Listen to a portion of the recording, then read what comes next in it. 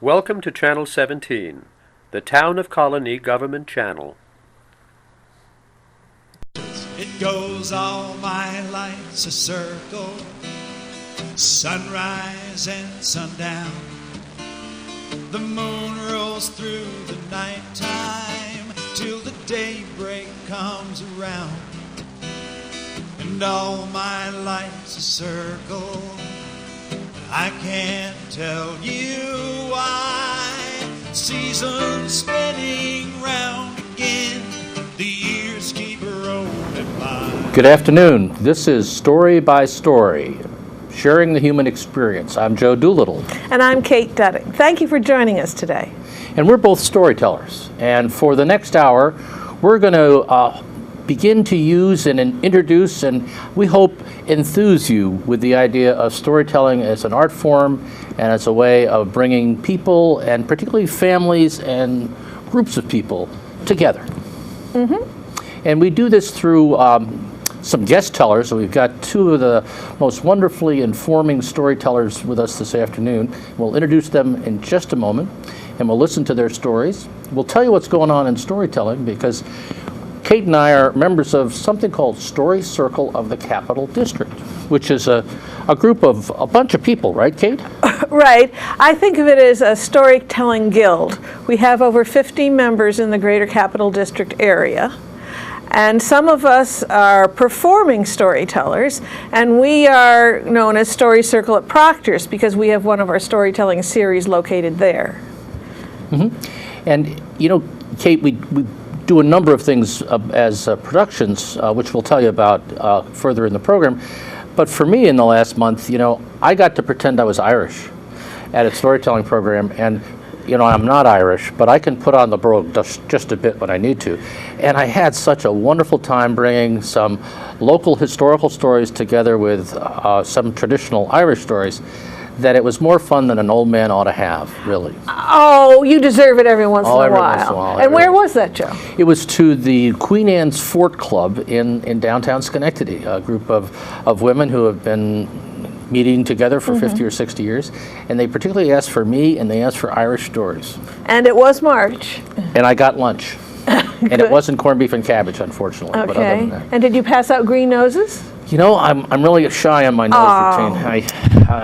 But I did talk about them and the fact that if you do have a green nose on St. Patrick's Day, I've never had to pay for my own beer with a green nose.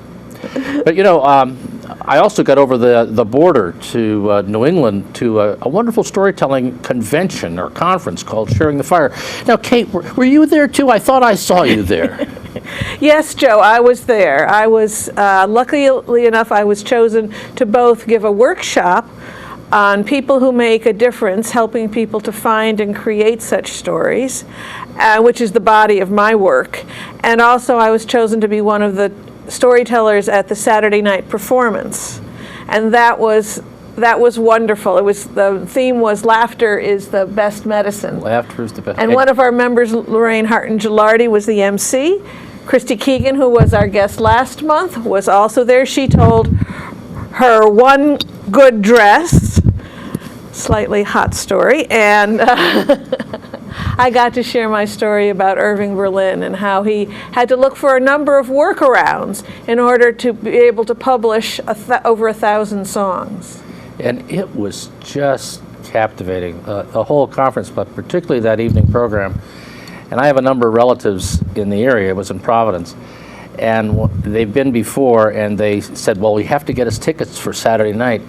And they were just awed, I want to say. As someone relatively new to storytelling, they were certainly appreciative of the great things you guys did that night. It was just wonderful, just wonderful. Well, it was wonderful from the front row and from the mic when I had a chance to be there. Now, you will hear more about this commercial message, but we wanted you, our viewers, to know that next year, in 2012, upstate New York, our hometown, Albany, New York, becomes part of New England for 3 days, right? Right. Because Sharing the Fire, this big storytelling conference is going to take place right here, and you'll get to experience it live, and we're so happy that that's going to happen. And, Right. and look forward to it. Put it on your calendars Put it- right now, right. March 16th through 18th.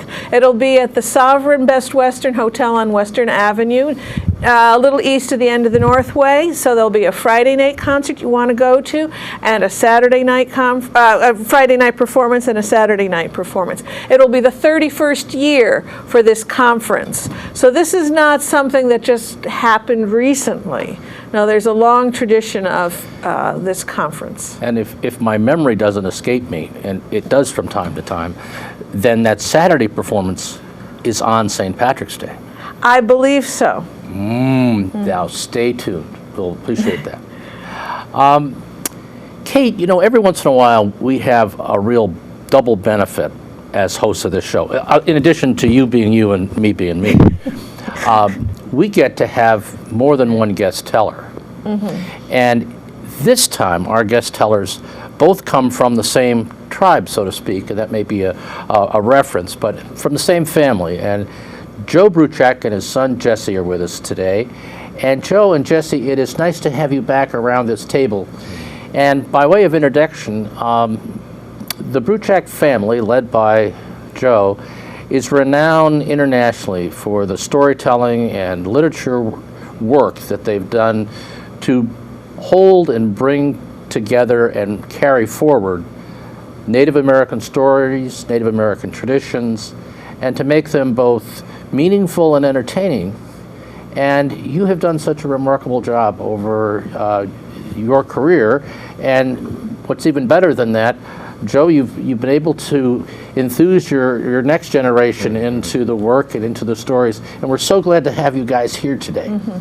So welcome, welcome. As we say in Abenaki, Bagora. Bagora. Can I ask you to translate that for me, Joe? Right. Kwai ni Kwai- ba. kwai- Hello, my friend. Okay. Okay. Just teasing. Thank you. Just easy. Well, St. Patrick's Day was still floating yeah, around. it's still floating around, yeah. Oh, well, and Jesse's wearing green. Jesse's wearing green. Jesse- I am. But that's maybe for spring. We hope so. That's our intention. I have a little story about meeting you early on in our relationship, and I hadn't met Jesse yet. I had only heard of Jesse.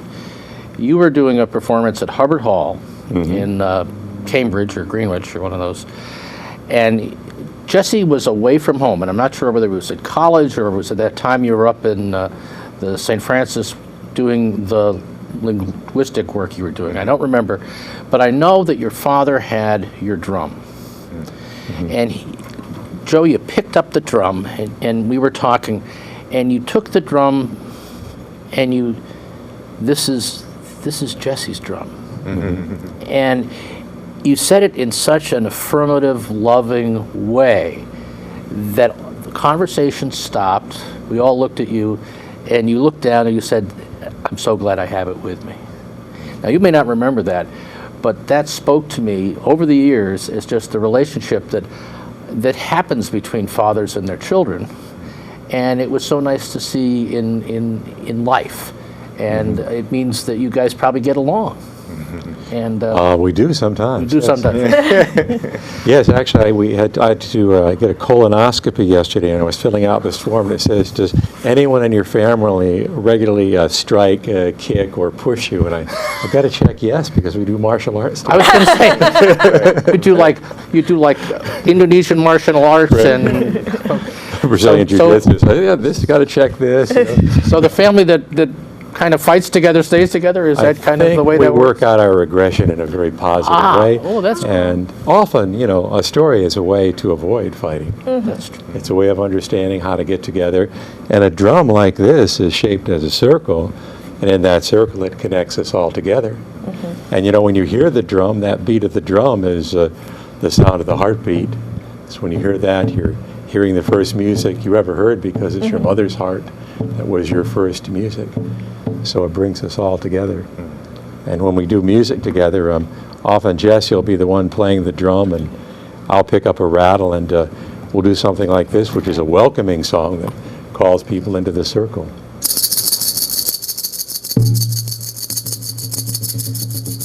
よがのでよがのだよがのでよがのだがよわねへはよきよへがよわねへはよきよへがよわねへはよきよへがよわねへはよきよへはよがのでよがのだはよがのでよがのだがよわねへはよきよへがよわねへはよきよへがよわねへはよきよへがよわねへはよきよへはよがので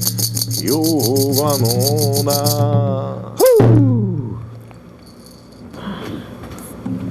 Thank you. Thank you for bringing us together. I feel more together, but maybe I'd like to just back us up just a bit, because you were singing in Abenaki. That's correct. Which is your native language, and one which you have really helped recultivate or reconstitute as a language among Native people to an extent, at least in the written form, as I remember some of the things you've done. Can you give us a little introduction to how you've developed in the relationship to your Native Americans? Because as I remember the story, Joe, you didn't really come to understand that you were part Native American until you were in college or thereabouts. Well, I'll put a little bit of very simply, and that is that I grew up in a generation when my parents, my grandparents, many people of that age who were living in predominantly non-native settings didn't want to be identified as Indian. So though, for example, my grandfather Jesse was very visibly Indian, he would tell people he was French because French Canada is where many of our people lived and still live. And it was not until my high school years that I was able to really search out more about that heritage. It was something I knew was there, but knew very little about it. And I really devoted myself to it with great energy for the past 50 years, which is a bit of time. And Jesse and his brother Jim grew up immersed in that heritage, surrounded by people who were visibly native and who spoke about their culture. And then Jesse made the decision on his own about 20 years ago that he really wanted to learn the language, learn it so that he could speak it and help preserve a language that today is spoken by only a handful of people. It's one of the most endangered languages in the world. And maybe Jesse should say a bit about that himself. It was, I was really lucky enough to have a path kind of laid out before me by what my father had done, and I kind of picked it up and took it in my own direction as well, and took some turns here and there, and found the language was something that really did call to me, and something I seemed to have a gift for, but I'm still learning. I've learned the most perhaps in the last 5 years since I had children. My daughter is 5 and my son will be 3 actually in a few days, and I'm speaking the language every single day with them. Really? Good for you. And my fluency is just, it's wonderful because I now have, and they understand everything and they're speaking it back. So this is a wonderful gift. And as my father said, there are very few speakers, and they are perhaps the youngest people on the planet who are understanding this language. And I do travel around with a few speakers, and those who I work with who are speakers are all over the age of 70. Elie Joubert being one, who I'll be teaching with at Dartmouth College in a couple weeks. Wonderful guy. His mother was actually one of Jesse's most important teachers, Cecile Wallanolet. Who was from Troy, New York, actually. The family was from Odanak, Quebec, as my father mentioned, where many Abenakis are from, but many have come here to the Albany area and Troy for work over the last 100 years. And Cecile had just moved back up into the community there. When you mentioned that period, I was at St. Francis, which is the name of the community as well, of Odanak. And I learned from her first, and starting about 1993. Yeah. And now I'm working with her son, which is just wonderful. Yeah. Wonderful. And now Dartmouth was originally an Indian college, right? Correct. So and they're using you and the Abenakis to kind of reintroduce the idea of Native American language, or what's going on there? Well, what they're doing is I think they're really trying to help educate more Native people. Their Native program is wonderful. Again, it had deteriorated over the years. It was started at first as a Native American college.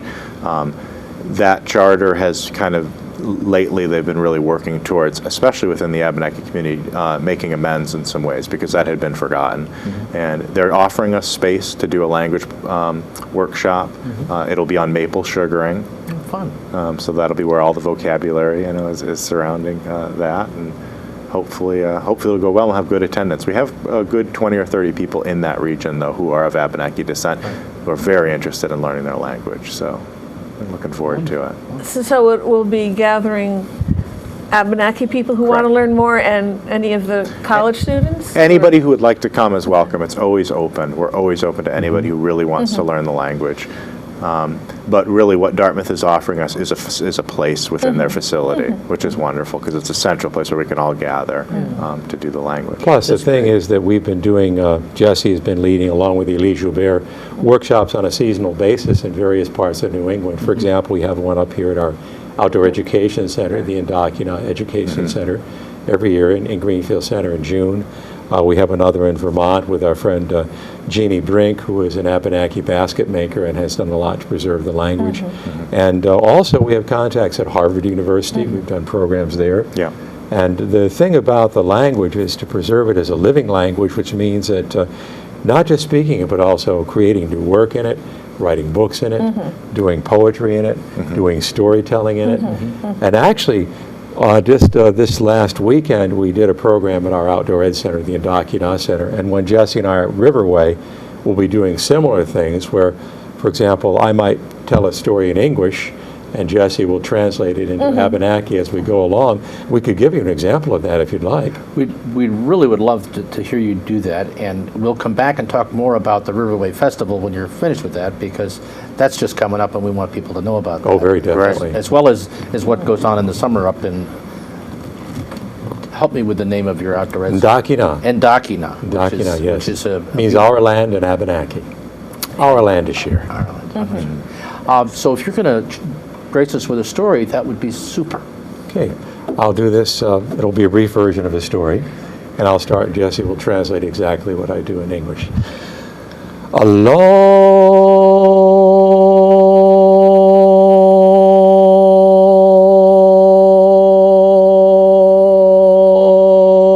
time ago, or as we say in Abenaki, Noat.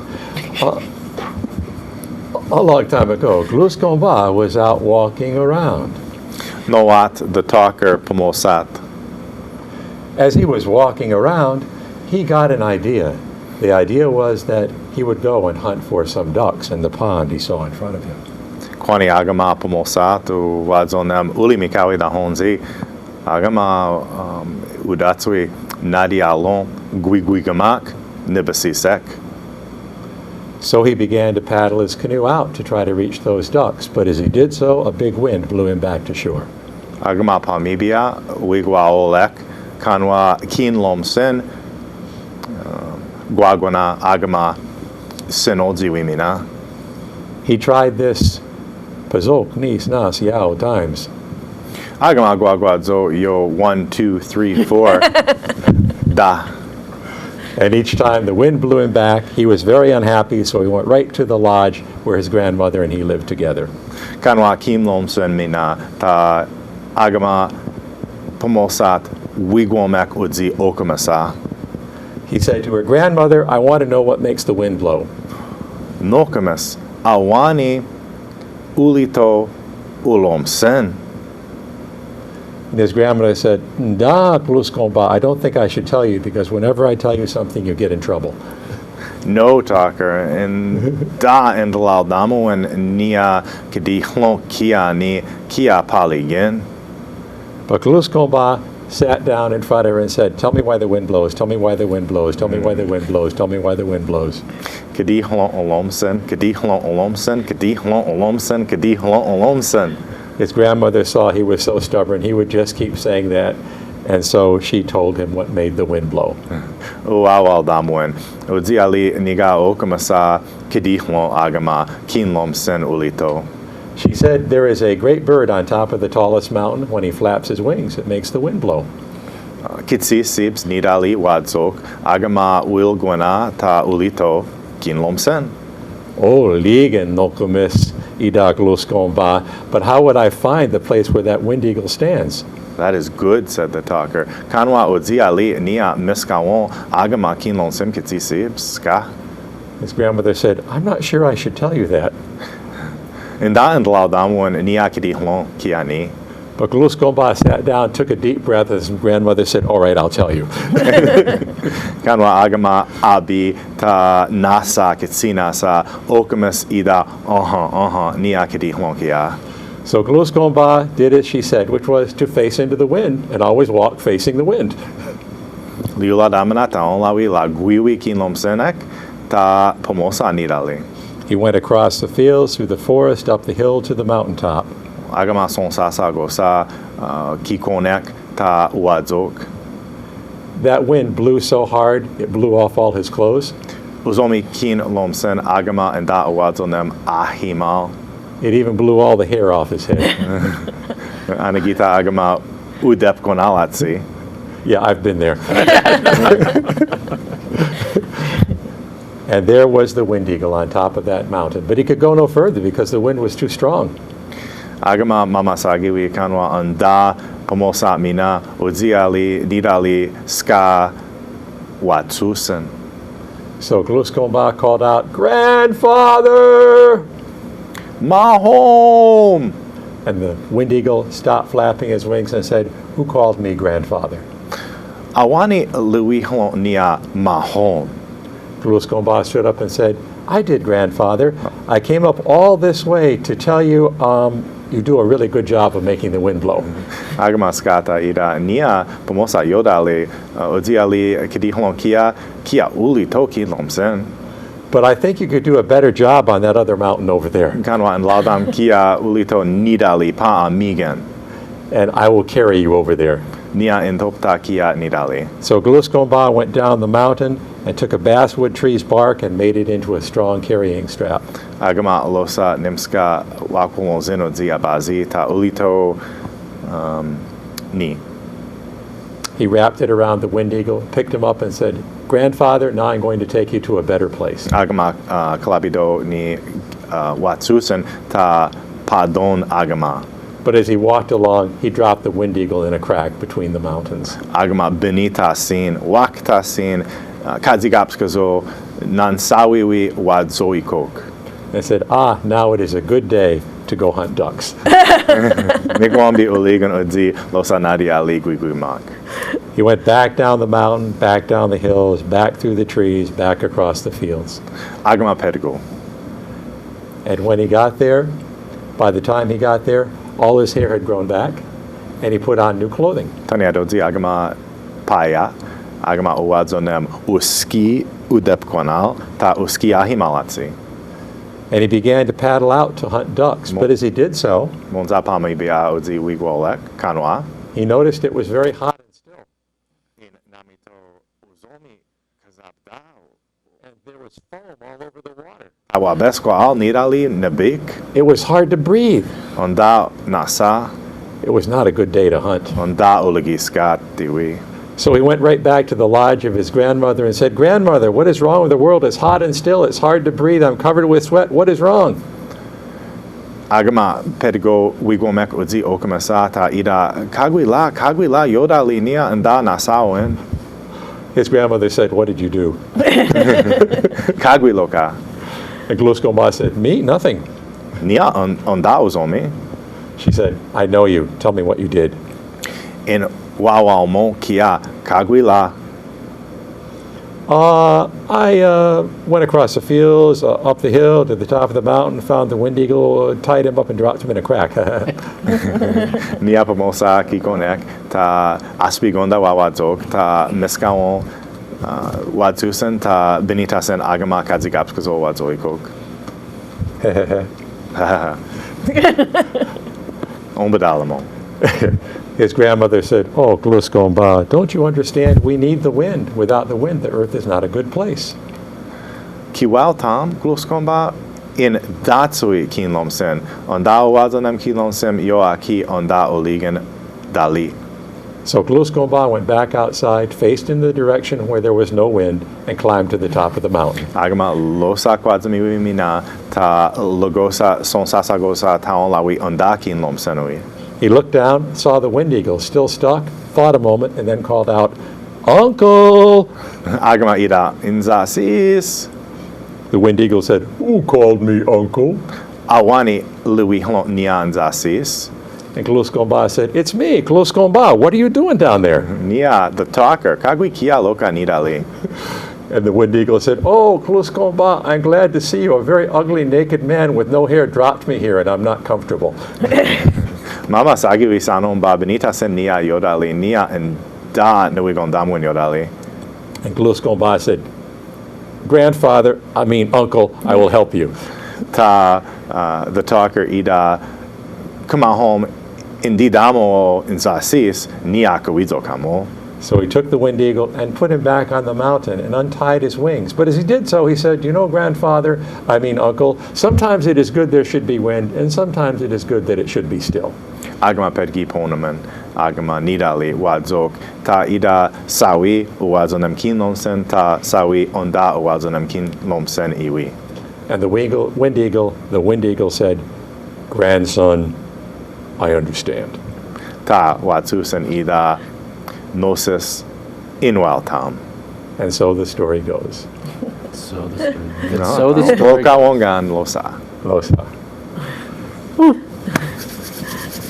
Wonderful, wonderful, wonderful. So is Gluskomba, are there many stories about him, like there are many stories about Jack? Oh, or- there are so many stories about Gluskomba. He's compared to Jack, actually. There are some who have written books about Gluskomba, and some even are Jack tales. In fact, the Passamaquoddy and Penobscot and Micmac and Abenaki, who all tell these stories, and Maliseet people, all tell stories of Gluskap, Gluskabe, or Gluskomba. And literally it means the one who made himself of speech, or the one who is created of speech, kind of created by his own story, by his own popularity. He shows the power of story. Sometimes he's a trickster, like in that story. Sometimes he's a hero. So he can be both. And he's sort of like the first storyteller, the first one to walk around as a human being, and has great power, the human power we have to change things, sometimes for the better, sometimes by mistake. He does things he should not do, and thus teaches us a lesson by his errors. And he also is tied to the creation myth of the Abenaki. Oh, very much so. The creation of Lake Champlain is the story of Gluskomba making himself out of the earth that then fills in with water and becomes the shape of Lake Champlain. Taobak waters in between. But if he's the first person, who's his grandmother? Yeah, that's a great story. At the time when he was created, there were no human beings, but human beings existed in the form of animals, the way it is in many mythologies. So his grandmother is Okimisagas, his grandmother Woodchuck. Woodchuck. So she's given him as a grandmother because woodchucks are wise. They know what is beneath the surface of things. And she's always giving him advice. And Gluskomba constitutes a family. A turtle, for example, becomes his uncle. And various animals are part of his family. Mink is his nephew. Mink is his nephew, and so on. And there are stories about all of that. And they all take different characteristics, what we consider human characteristics in the stories, although they're animals.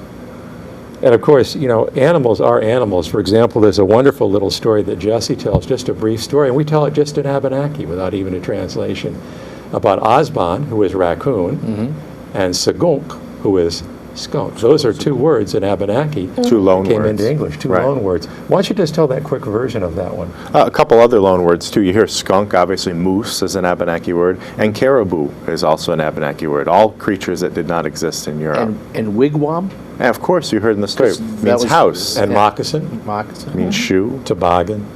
We could go on. Yo ont lokawangani da skunk ta asban pomosakasiwi ta asban ida nia in datsui namitolowi kia giminga kanwa skunk ida kia anda in datsui ni nia giminga madzigen kanwa asban ida liulal damana namitolowi kia giminga kanwa ska ida onda nia onda asban namitolowi mina liula damana namitolowi kia giminga kanwa skunk ida onda iauda Azban, Nadodamawa Agama, Lihuladama Namitalui Kia, Giminga, Niga, Skunk, Quilbosa, Ta. Azban, Waktasin, Ta Kizoma Hlon Udzi Sibok, Ta Kizaba Ado, Wieldzial. Niga Yodali, Azban, Kizaba Ado, Wieldzial. Udziali Madzi Mongwat Udzi Skunk. Ni Ontloka Wongan, Ni Alets. That's the story. You can really understand it without understanding the language. Well, once you know it's about a skunk. You kind of know what's going to happen. Yeah, right? raccoon is a trickster, always gets in trouble. Skunk says, no, no, no, I don't think I should do that. Raccoon says, please, please, please. Show me your secret. Show me your secret. Giminga. Namitaloi Giminga. Show me your secret. He asks 4 times, show me your secret. And he does. He shows his secret. And that's why forever now You raccoons got wash it. their. That's their- why you you always go. see them washing their hands because they smell, they say still. They're trying to get that stink off. So much can be told through gesture, through tone of voice, and through character. Even without knowing the language, you can begin to grasp what the story is about. I heard Donald Davis speak, who was at Riverway last year, as a matter of fact, and he said that like more than 50% of what's conveyed in storytelling is not conveyed by words. That's correct. Yeah, Donald's a very wise person. He's a very old friend of mine and one of the great storytellers of America. But just watching Jesse was more than, obviously you got the story across in more than the language, and it was just wonderful. Oh, Leonie? I'd like to just kind of talk a little bit about what you've got in store for the time you're going to be at Riverway. Yes. And what if folks were going to come to a performance or a workshop, what they might look forward to. Okay, well, first of all, just Riverway. What is Riverway? What is Riverway? Riverway? The 9th annual Riverway Festival starts on Monday, April 4th, and runs through Sunday, April 10th. There will be 12 free family performances in and around libraries in Albany and Rensselaer counties, especially all day here at Colonie Town Library, starting at with workshops in the morning, performances in the afternoon, and then Laugh-In Night starting at 7 o'clock for families, 8:30 for adults. So there'll be 12 family performances and 9 performances for adults. And then some free performances at schools. And at the New York State Museum. I think I have them all, pretty much. And it's an act of really, I think, love and energy on behalf of the Upper Hudson Library System. Several storytellers as well as our own guild. And by having no charge on much of this, or only a nominal charge, we like to think that it gets storytelling out where it belongs, which is in the neighborhoods and the places where people live and work and all that. Anyhow. Yeah, everything we do will be family friendly, even though we're doing programs for adults. So we just think of it as children in disguise. I can go with that. Yeah. And we'll be doing some of what we did here, some of the bilingual stuff. We'll each be telling stories. We'll be doing music like the drum song that we played to start things off. And we also play the flute. Jesse is really a master flute player and has been doing this for many years. His music is incorporated in a number of documentary films. He's just in the process of actually writing the music for an opera. He was just commissioned to do that for an opera about a native woman named Mikingas, who was a Delaware Indian woman of 2 centuries ago.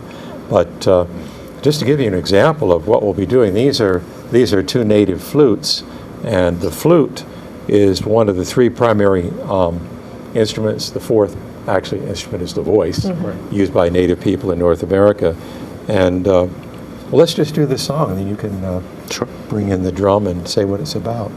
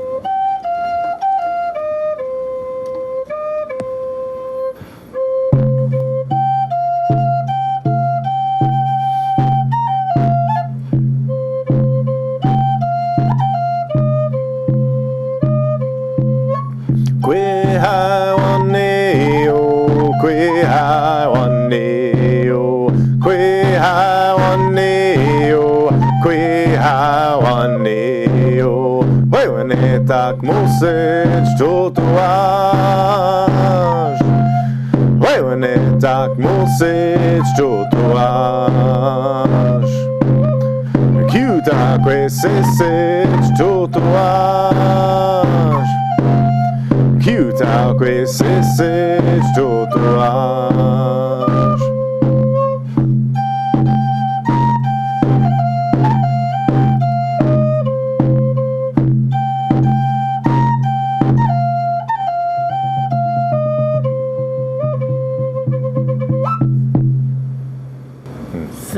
Thank you. And that song is called Tutuage, which means little pine trees. It's a song that would be done by the parents for the children, especially the mothers singing, and the little children dancing around are like the little pine trees, protected by the boughs of the big trees from the snow and the heavy rain, so they can grow up tall and strong. So it's an intergenerational song. It's done by Wabanaki peoples, Penobscot, Passamaquoddy, Western Abenaki, Micmac, Maliseet, all throughout the New England area. There are different versions of that particular song. And they use the pine in the song as the metaphor for the children and the parents and for the family. So it's Absolutely. kind of wonderful. It's really an intergenerational song about interrelationships and about the way we grow together with the support of our families and our communities. So we will present pieces like that and others that give the context as well as the use of many things. And then the stories themselves that are shared, that my dad's shared, that I've heard all my life, are wonderfully entertaining. But also because within them there are really important lessons that had to be made so that they would be remembered like many stories. They work on more than one level. That's for sure. That's for sure. And it's really wonderful that you guys have continued to create these stories. And that doesn't mean in any disrespect for their ancestry, but in a way they're Abenaki stories. They're also Joe and Jesse and Jim's stories as the tellers. Sure. And that's a particular responsibility going forward. And I know you kind of sense that. Yes. And you know, for a storytelling family, you've got, if you'll excuse me, you've got pretty broad shoulders. You know, you've done the storytelling, you've developed certainly the music, you've supported the language. You, as a publishing house, really support a lot of up and coming writers and storytellers and other things. I mean, it's quite a footprint, if you'll excuse the expression, you've had on Native American culture in this century and the last. Now, you didn't start out to do that, did you? Or did We you? actually, my wife and I, when we got back from Africa, I was a volunteer teacher with my wife Carol for 3 years. Carol just passed away a little over a week ago. Yeah. We were together for almost half a century and owe so much to her. It's hard to explain just all that she did. But one thing that we did early on was to start a poetry magazine called the Greenfield Review. Then we began to publish poets from other cultures. And then eventually we began to publish books of poetry and collections of traditional stories. We have a series called Bowman Books, named after my grandfather. Jesse's middle name is Bowman. And these are books which focus on American Indian culture and Adirondack culture. And we've done a number of storytelling collections.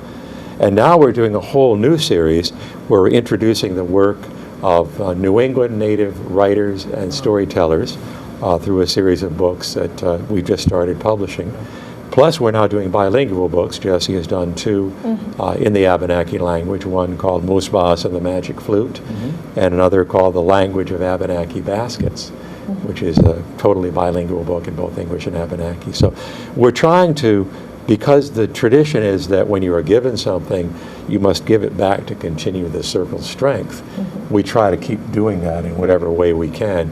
And I hope we do it in a way that shows humility and respect and doesn't just bring aggrandizement to ourselves, because although we like to be praised, we love to be rewarded for what we do, we also feel it's important for us to remain in that kind of balance to be healthy. Well, and certainly for very talented people, you display unnecessarily so humility, but that's okay.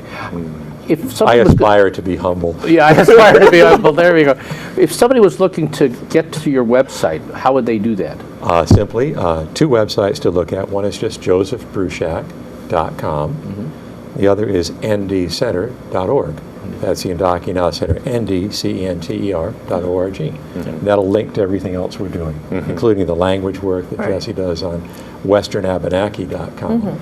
And it's quite an impressive story in and of itself, all that's going on and how you're doing it. And I would encourage you to take a look there, because you find yourself connecting, in at least, like the familiar words that are Abenaki words that we use. So there are a range of connections. And certainly the place that the Abenakis lived is the place we live. That's right. So that you actually find some familiarity with the Abenaki presence, and it's a good thing to know if you're latecomers. Right, and before we go further, we should say that we strongly acknowledge the relationship to the Haudenosaunee people, to the Iroquois people. We work very closely with Mohawk people. We have tremendous liaisons with Mohawk storytellers and elders like Tom Porter and Kayona Teoas Olin. And our programs at Indochina reflect that dual native heritage Kay was there of our last year. region. Absolutely. Between those two particular, different but often interrelated nations.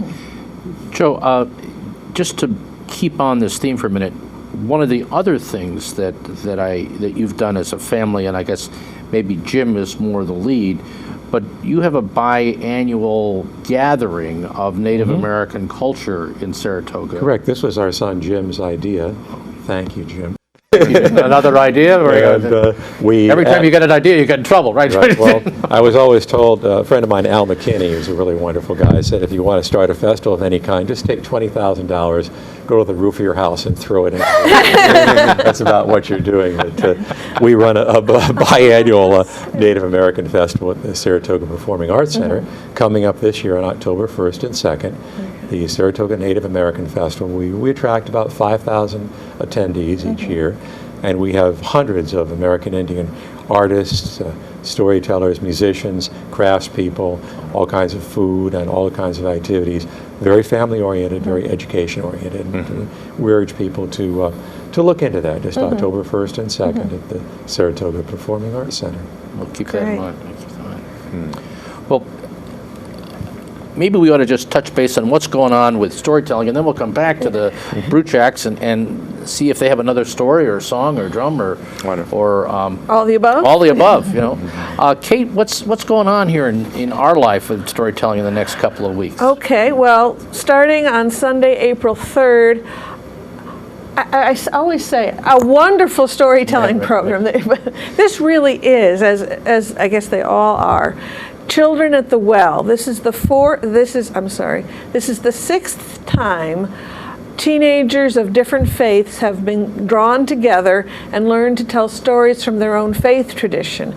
And on Sunday, April 3rd in Troy at the Christ Church United Methodist on State Street, they will be performing the latest class. I think of it as one path to world peace, the way these teens from so many different communities, both religious and physical communities, have been drawn together and become friends. Well, actually, Kate's being humble, so I'll speak for her. But last summer, she told a story at the National Storytelling Festival in a slam about this group, about 3 of the tellers. And it won the slam, and it's continued to encourage and move all who hear it. So don't miss this event. This is a very special event. And donations are asked to help support this activity, and an optional vegetarian potluck dinner follows. So you can find out more about that at childrenatthewell.org. Not children in the well. That would be a little hard on them. Children at the well. That they all come and they draw from the well of storytelling and take it back to their communities.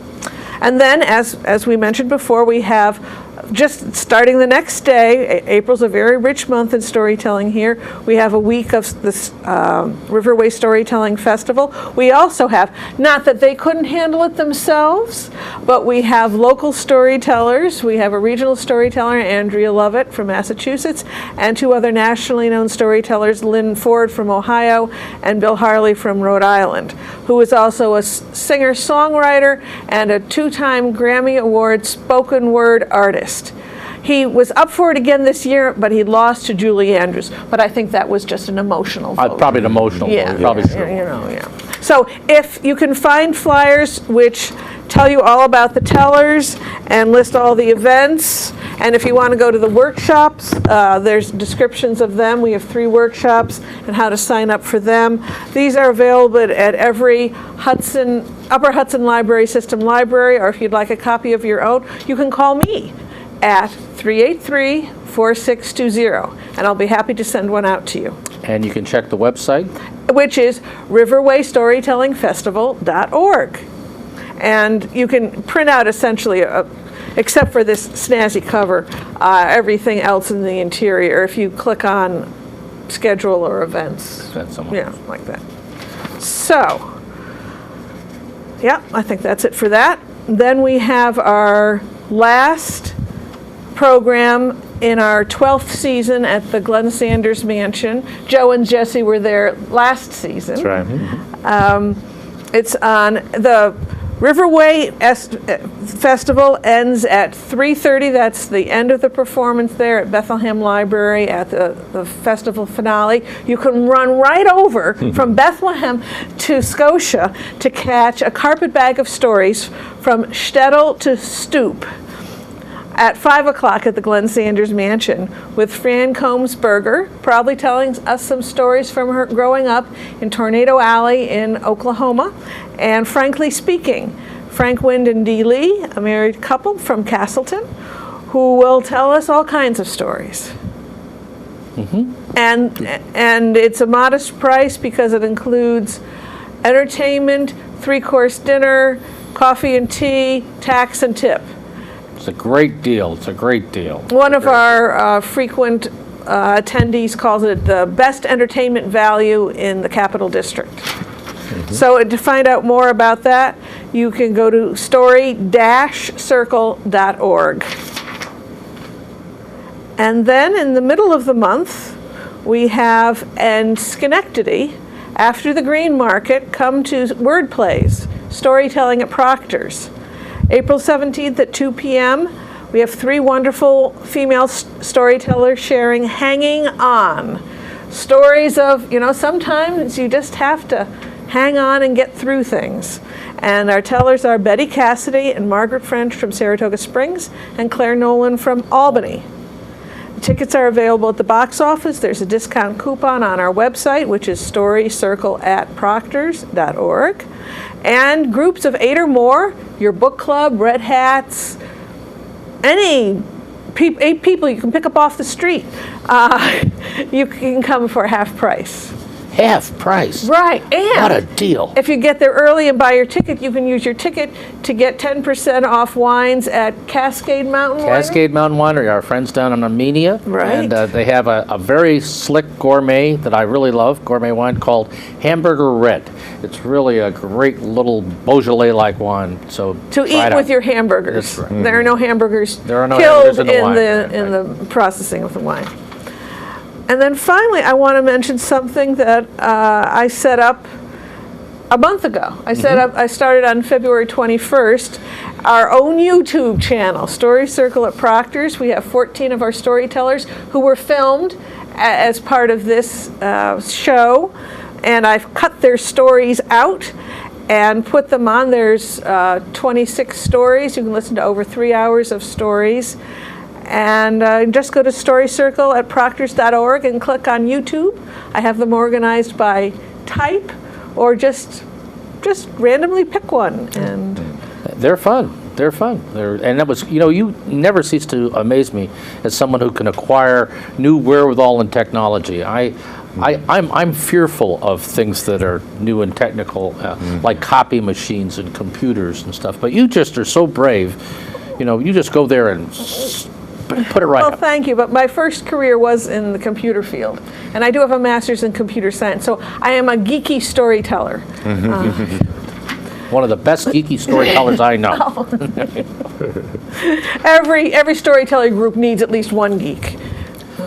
Now, so storytelling is alive and well here in the Capital District, and April is going to be a great month for you to begin to sample it or to return to appreciating it if you're an old-time listener. So we encourage you to do that, to check those websites out and to think of us if you have a way that maybe you need some stories told or some things communicated. Or if you have people visiting and you don't know quite what to do with them. Hey, Storytelling, it's a perfect fit. It's cheaper than the movies because usually we have dessert and you don't have to buy any popcorn. Too much of a hard sell? Okay. Well, we're near the end of our time, and have you got a kind of a closer or a Well, story? we have a little less than 8 minutes. 8 minutes. So we're not at the bitter end. Not the bitter. Well, and you know, when I think through all that you have done, is there anything that is particularly on your horizon as a new project that we might be interested in that we haven't talked about yet? Because I'm always in awe of the kind of things you tend to come up with. Well, we've already spoken a bit about some of the things we're doing with bilingual. Right. And we'll close with a poem that we've done. We're doing poetry in English and in Abenaki, often which poems that are new, completely new, not based on anything previously. But I think that one part of our repertoire that we only gave you a little taste of was the flute part. And I thought maybe, since Jesse is the better flute player of us by far, I'd let him say a bit about the flute and tell a little story about the flute and do some of his virtuoso playing for you. Sure. Then we'll close by doing one of our bilingual poems. Great. Be good. Well, I'd like to actually start, and just I don't know what's been said about the Indakina Education Center, but I did want to make sure that people are aware that there are many great activities there for people of all ages. My brother teaches outdoor education from there, as well as doing the language work and different things. And we have a lot of new things happening there at Indakina, which is just in Greenfield Center, Right. not too far from here. And I encourage people to check out the schedule at ndcenter.org, which my dad mentioned.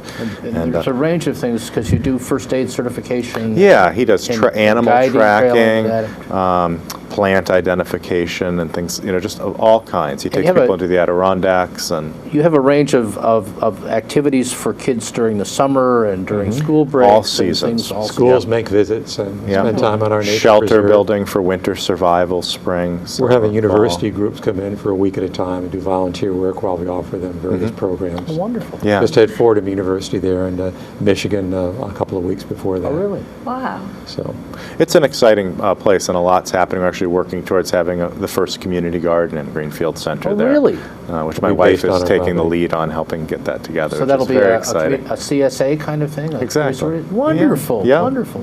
So- That's great. Yeah, we're really happy to offer the space. Yeah. Can't think of a better use. So, Yeah. with that in mind, I will play a song, and in hopes that it will lead well into this next poem, with thoughts of spring. It is now Sigwaniwi, which literally means the time of sig, which is emptying out. Speaking of how the rivers and the flows of ice would roll out and spring would come in, also would empty out, the cold would move to the north. So far, Pabun, or winter, who is considered a creature, like an animate being, has not yet gotten the point. So hopefully this song will help, and this poem that we're gonna finish with. So. Sing a song. They say that Sigwan comes from the south, and the beauty of his flute that he plays is so beautiful it sounds like the birds as he slowly moves to the north. So we hear those bird songs, which in fact inspire the music of the flute. And that attracts Summer, who is a young, beautiful woman who follows behind, listening to Sigwan, Spring, playing his flute, and eventually they camp together here in our land, and they bring with them that beauty of the first strawberries as well as the summertime. Those heart-shaped berries that represent its time for warmth, hopefully soon. And Kawatsui Nabiwi. oh, really good.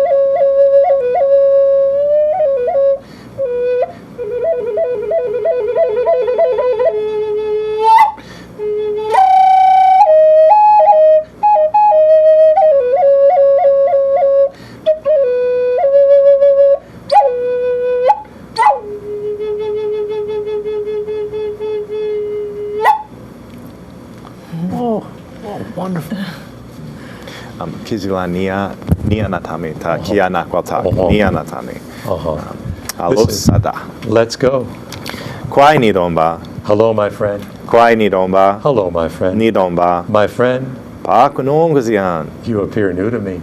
Kwai nidomba. Hello, my friend. Kwai nidomba. Hello, my friend. In namito kasizuk. I see your face. Nuli da honzi. I am happy. Pomosa an spiwi nia nikwombi. Will you walk with me now, Nidonba. my friend? Alosada. Yes, let us go. Adozigao zinamito. There is much to see.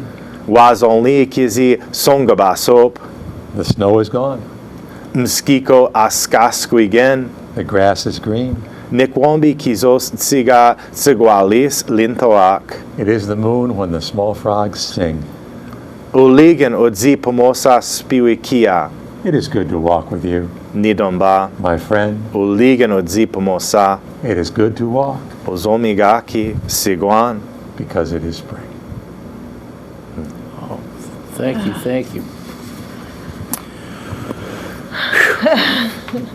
Well, Kate, it's been good to walk with you, and it's been good for us to walk with Joe and Jesse Bruchac. Yes, I feel full. I feel warm. I feel spring-like, actually. No. Renewed.